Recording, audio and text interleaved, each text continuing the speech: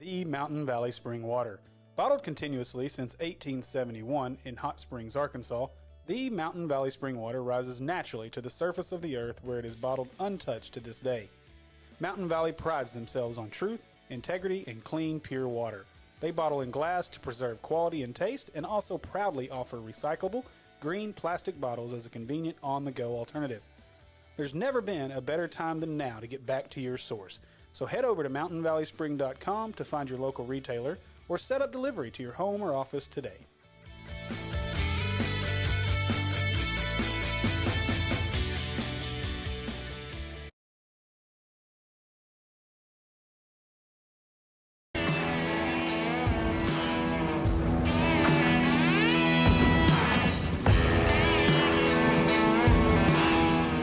All right, surprise, we are live on all platforms tonight. So welcome to Around the Diamond, presented by Natural State Sports. This is Steve, your host, and joined as always by my co-host Kevin Bohannon. Kevin, how you doing tonight, man?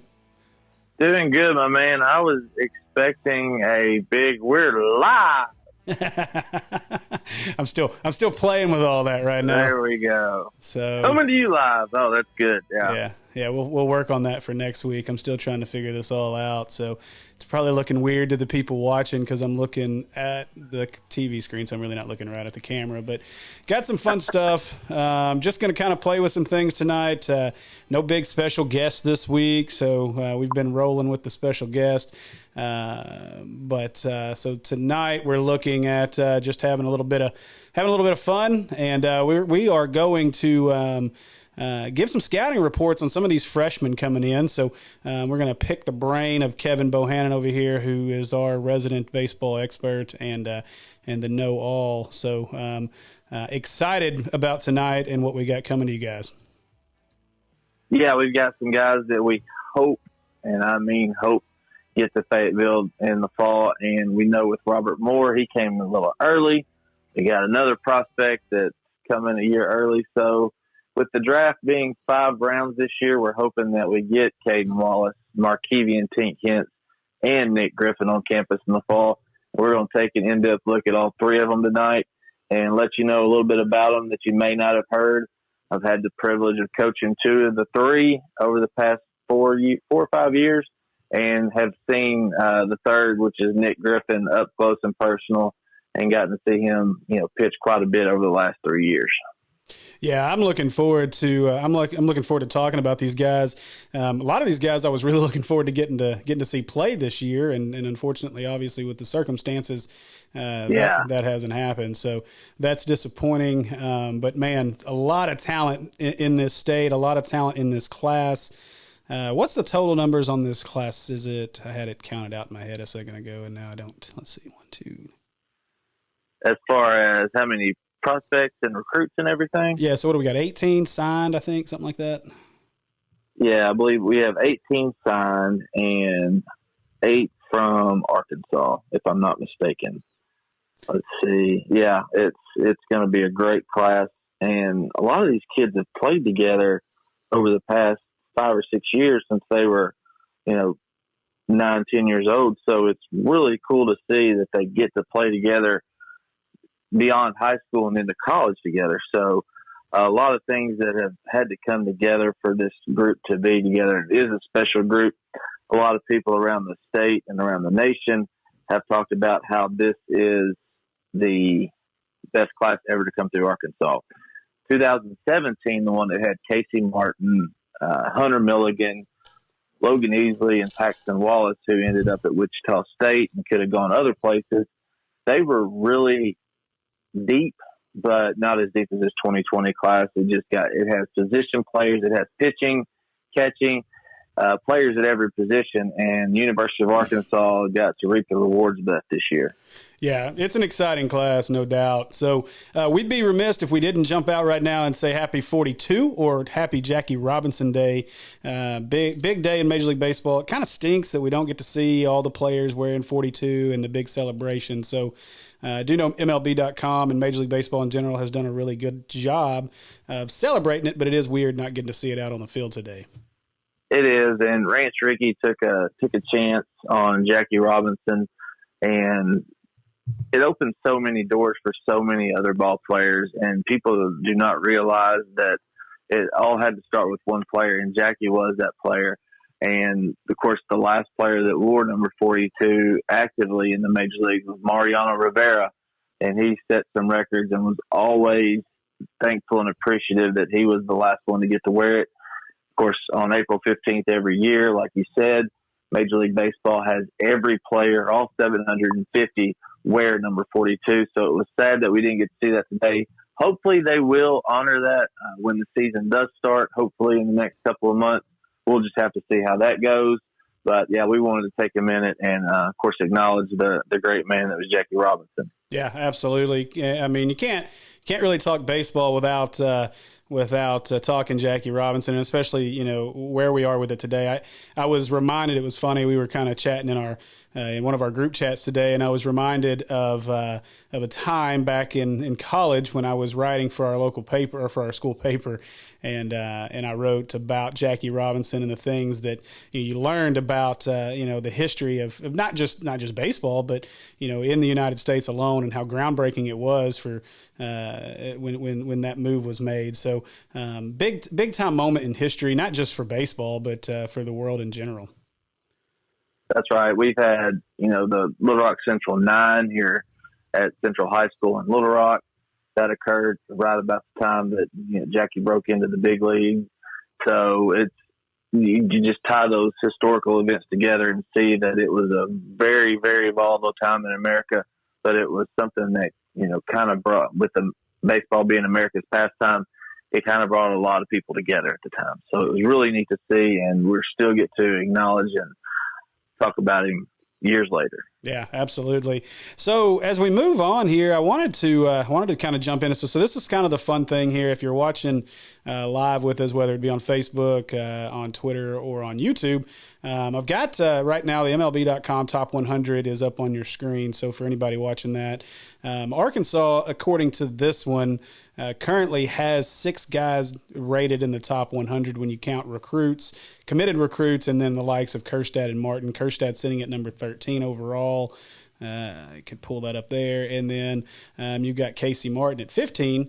But one of the first guys that we're going to talk about today, because I'm going to skip over this gentleman that's rated number 46, and we'll talk about some of that here in just a little bit. But I wanted to jump down to Caden Wallace. So Caden Wallace rated number 80 in MLB.com's draft rankings. A third baseman out of Greenbrier, Arkansas. Also spends some time on the mound. Don't think we'll see too much of that at Arkansas, but a very good power hitting third baseman coming out of the high school ranks. And if you look back, let me jump over to the right page here. So if you know anything about the way Perfect Game, and you may be able to speak on this a little more as far as how Perfect Game rates their players. Caden Wallace comes into this with a best Perfect Game grade of 10, which is as high as it goes. And when you look over here at that basically means potential is very high draft pick and or elite level college prospect. So as we get our scouting report from Kevin, I got to ask, Kevin, do you agree with that report as to where Caden Wallace could end up in the future? I do, Steve. And Perfect Games, they don't hand out 10s. They don't hand out 9s. They do a really good job of, once they first see these guys, they'll give them an initial grade of where they think they project. So I believe Caden's first event at a Perfect Game was at the National Indoor in St. Louis in February of 2016. And that was his freshman year. So at that event, he was, I believe, 85 across the infield and had an exit velocity that was 91. And that was on par in about the 95th, 96th percentile of that class. So as he progressed, played in events, went to different national showcases, and he played in the Perfect Game All-American game this past summer, along with the Under Armour All-American game and the high school All-Star game, along with Robert Moore, a lot of the other top prospects in that class. He eventually earned that 10 grade, and they hand that out based on a series of things. And the 5 tools that we talked about: can he defend? Can he throw? Can he run? Can he hit for power and hit for average? So taking the average of all of those and where they project him to be, it's one of the top players that's ever come out of Arkansas. And in the 21 class, you got Braylon Bishop, who we'll talk about at a later date, who's ranked even higher than Caden right now. Caden has been up to the number 4 ranked player in this class. Of course, rankings kind of shuffle over time as guys progress, get better, add a new tool to their tool chest. So they did a really good job, and I think Caden's future is really bright based upon just the work ethic and the attitude he has. I call him the silent assassin quite often just because of how he plays.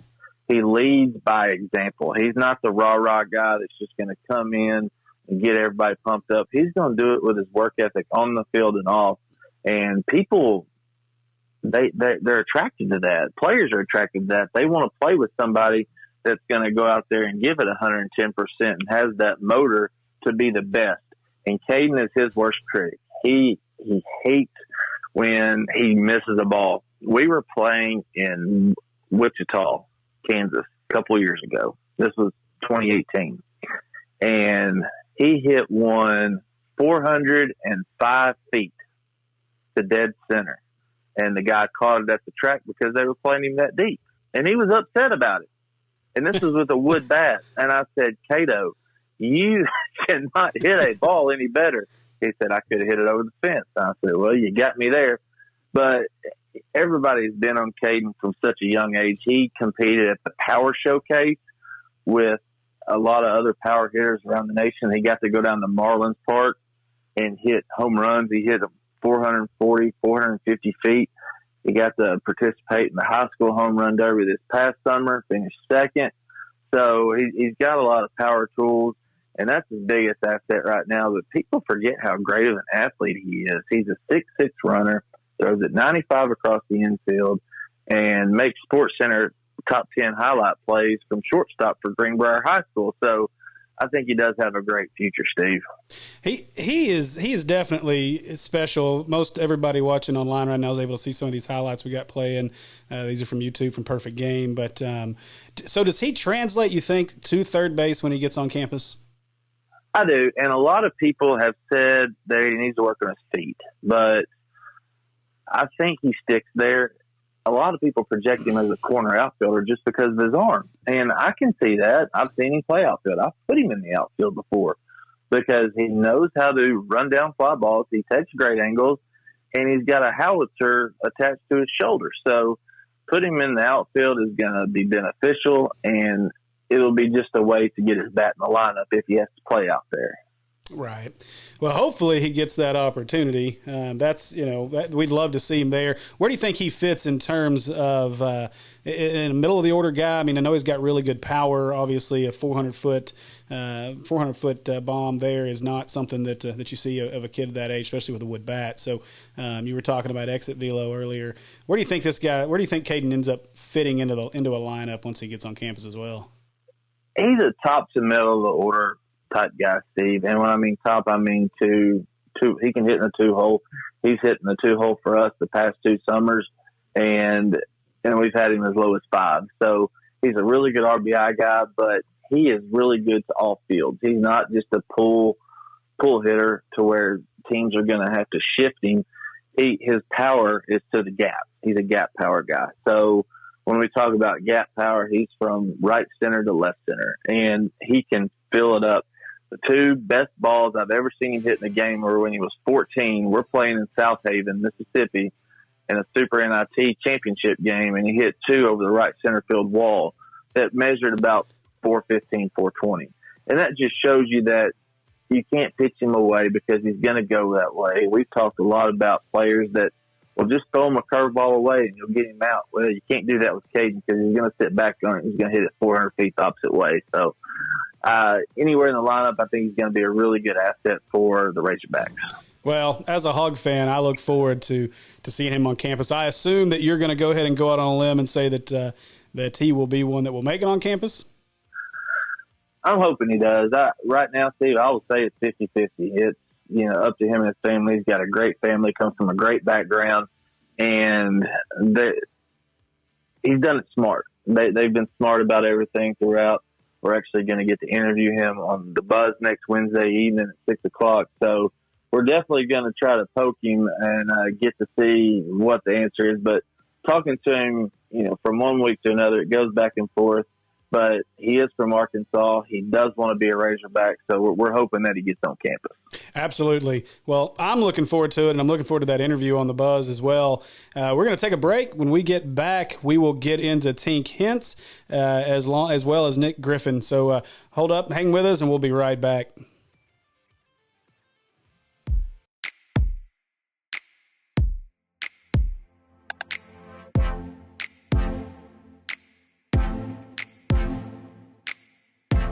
For this episode of Around the Diamond is provided by Arkansas Car Clinic. Arkansas Car Clinic is a locally owned business located in Benton, Arkansas. Mike and his team do it all and at a fraction of the cost and time of the big body shops. Their goal is to keep you and your vehicle happy and looking great. Whether it's minor scratches, dents, or you hit one of those huge Arkansas bucks, Arkansas Car Clinic is your go-to locally owned shop. They also handle windshield replacement, spray and bed liners, auto detailing, or if you're like me and find every drive-thru's curb, they handle wheel repairs as well. Give Mike a call at 501-575-6357 to get your vehicle back to that like-new condition.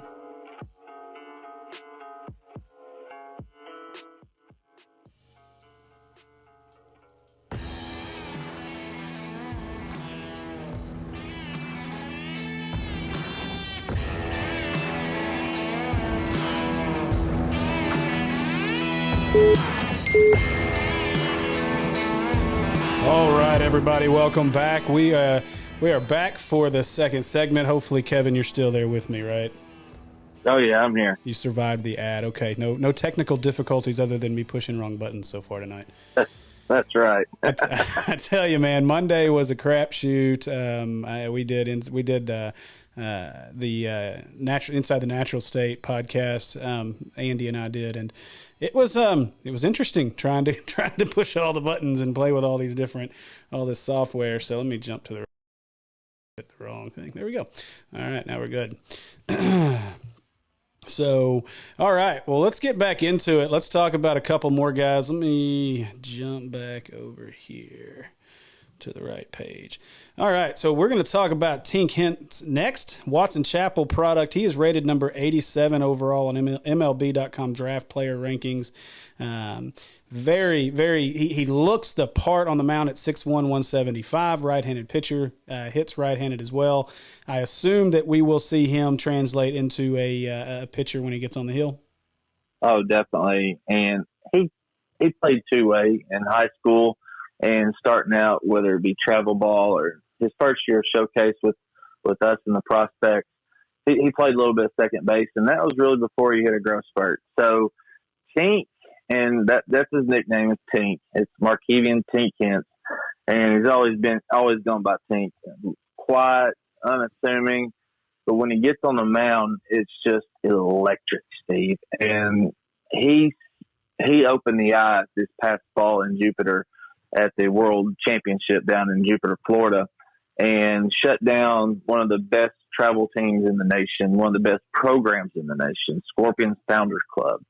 And he was up to 96 miles per hour with life on the fastball and a hammer curveball. And when we talk about hammer curveball, we talk about tight spin rate and just picture a ball falling off the table. So it's really hard to pick up, and he's started to develop a good changeup.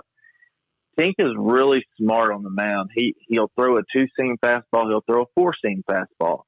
And it's really hard to kind of pick up the run and spin on it because he's got such a loose, whippy arm.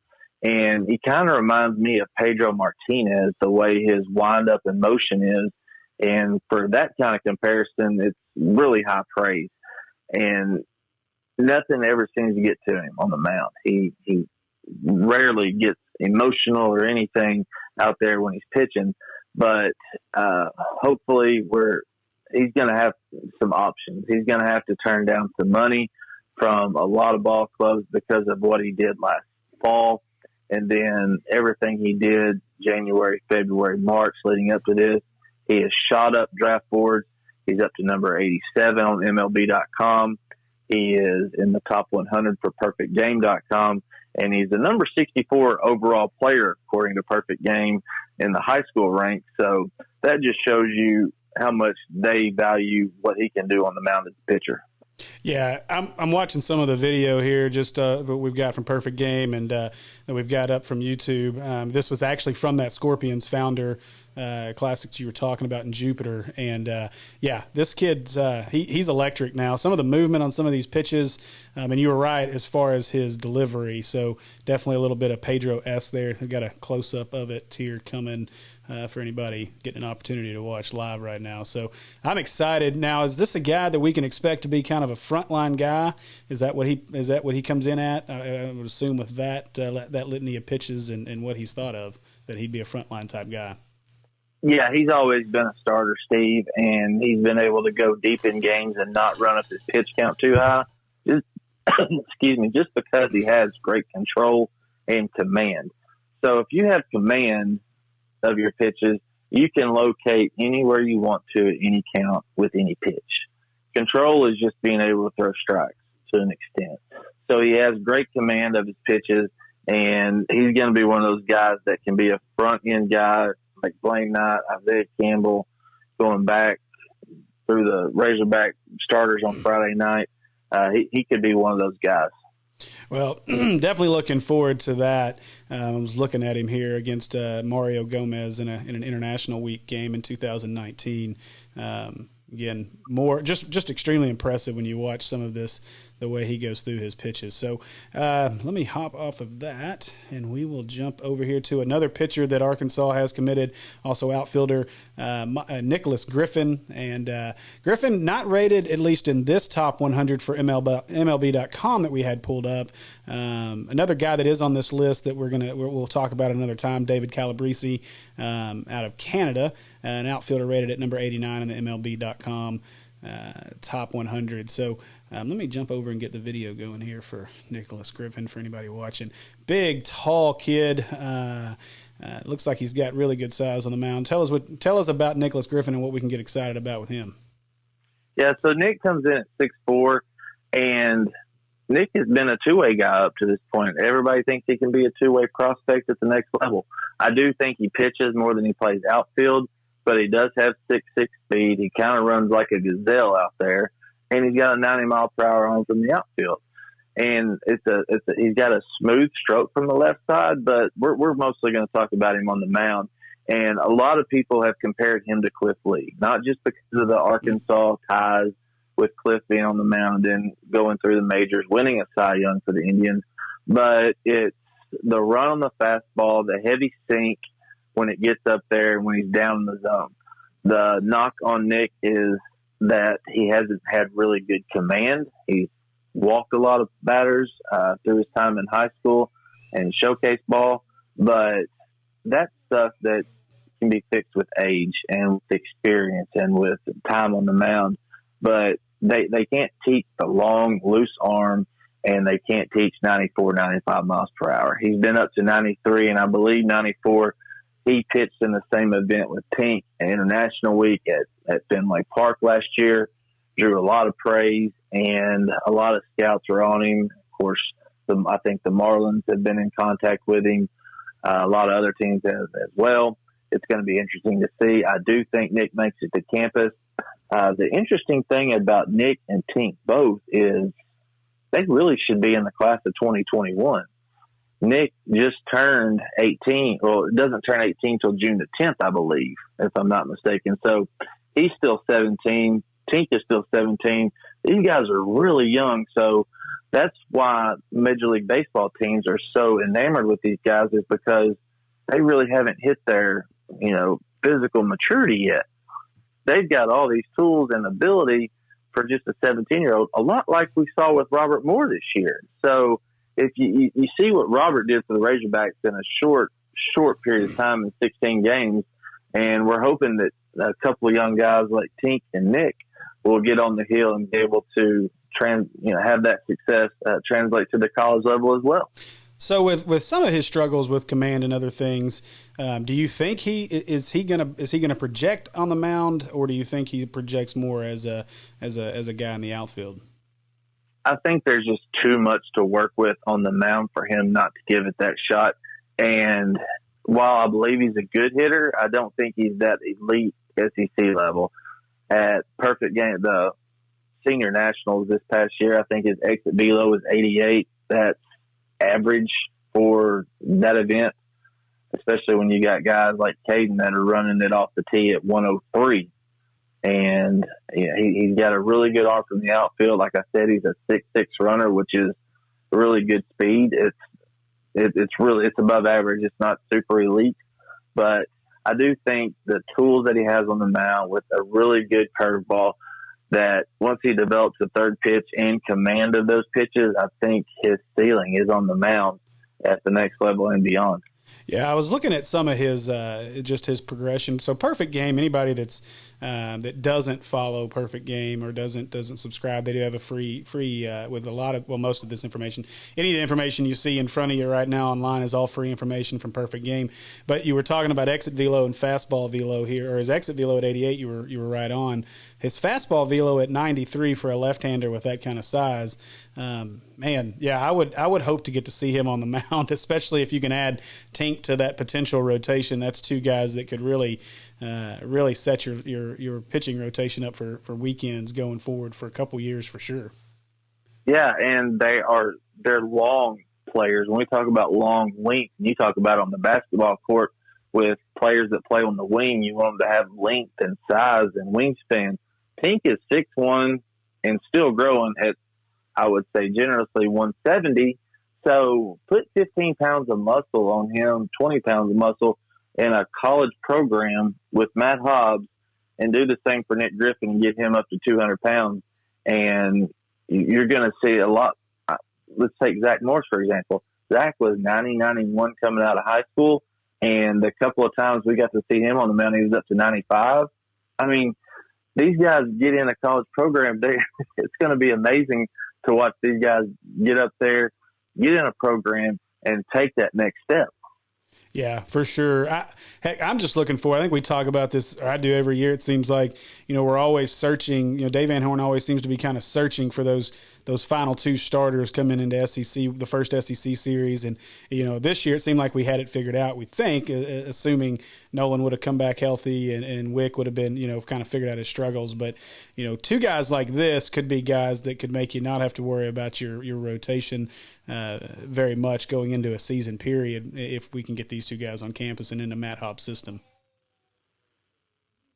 Yeah, and we've talked about the Arkansas guys, but you got guys like Nate Wolgemuth from Owasso, Oklahoma, that's been up to 94, 95, even 96. That's 215 and looks like he could squat a Buick. So there's guys like this in the next two or three classes that they're already getting on and have offered and have got commits from. So that just adds to the depth. And, of course, all of those guys, when they got on the hill, were starters at their high school. And then they had to adjust to a role that they weren't used to, but they got comfortable with. Zach had come out in relief a couple of times at Cabot, but he was a midline guy and was going to get some midweek starts.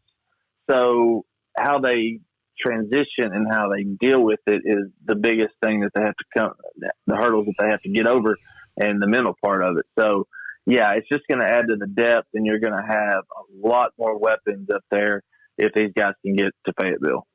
Man, I definitely look forward to it. I was looking through some of the other guys that they have, coming. A lot of length, like you said. I mean, some of this you feel like you're looking at some basketball players. I mean, you got a 6'5" guy in Tyler Cacciatore out of Sheridan.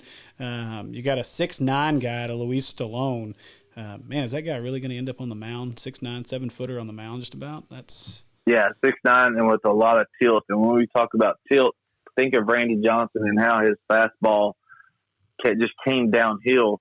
And guys that have a lot of tilt, it's hard to get a good launch angle on. So you have to get your bat path on a better angle, and it's really tough. They induce a lot of ground balls. You talk about basketball, Tyler Cacciatore was all-state in basketball at 6'5", 215, 220, and Jackson Wiggins, who is up to 95, 96 out of Roland, Oklahoma, was all-state in Oklahoma. So you got a lot of athleticism and a lot of really good athletes that are going to be up there in Fayetteville. There's no doubt about it when you look at just some of these names, and we'll scroll this up a little bit. I think everybody can see that. So, well, that gives you a rundown, guys, of these some of these guys that we're most excited about. And then I think as Hog fans, as we're paying attention really to next year, that's where we've had to turn our attention to, is to next spring when it comes to baseball. So some really big-time talent. We talked about that before. Of course, Arkansas ends up with the number 3 rated class according to Perfect Game. So just a ton of talent headed to Fayetteville here over the next few months, and hopefully most of these guys end up on campus, and we get the honor of watching these guys compete on the Hill. Yeah, pay attention to the draft whenever it takes place. They said they're going to have it by July 21st, I believe, but just pay attention. We're going to keep you up to date on naturalstatesports.com and our podcast live shows. We're going to keep you up to date and kind of give you the inside look. Got really good relationships with these guys. I'm not saying they're going to come out and tell me what they're going to do, but we can kind of give you an idea of how it's trending. And hopefully by this time in August, we'll have a really good idea of what that 21 roster will look like for the Razorbacks. Yeah, looking forward to it, no doubt. And on the MLB piece, I mean, we've talked this, pretty hard with everybody that we've had on. So, still a lot of questions out there as far as what direction that's going to go.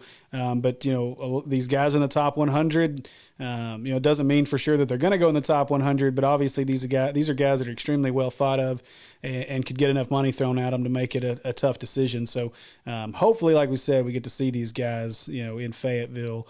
But man, I enjoyed it. Anything else you got for us tonight, Kevin?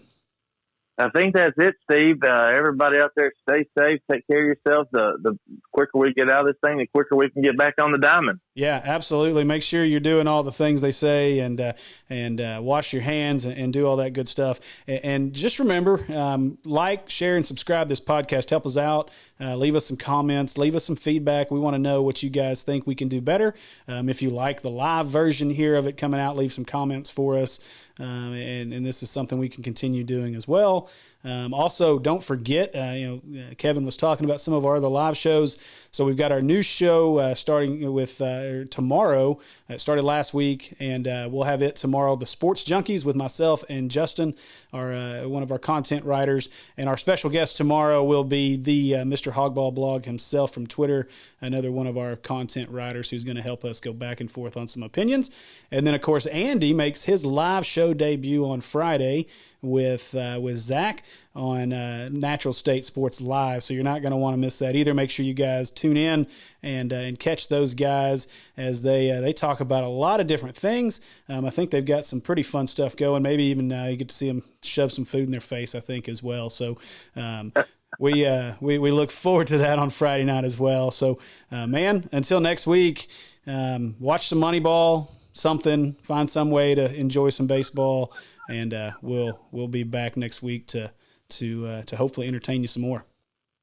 Yeah, looking forward to next week, Steve. And as Steve said, if you get a chance, go watch Brad Pitt, the Moneyball, and we're looking forward to it. And we'll see you next week. Yep, absolutely. Until next week, have a good one.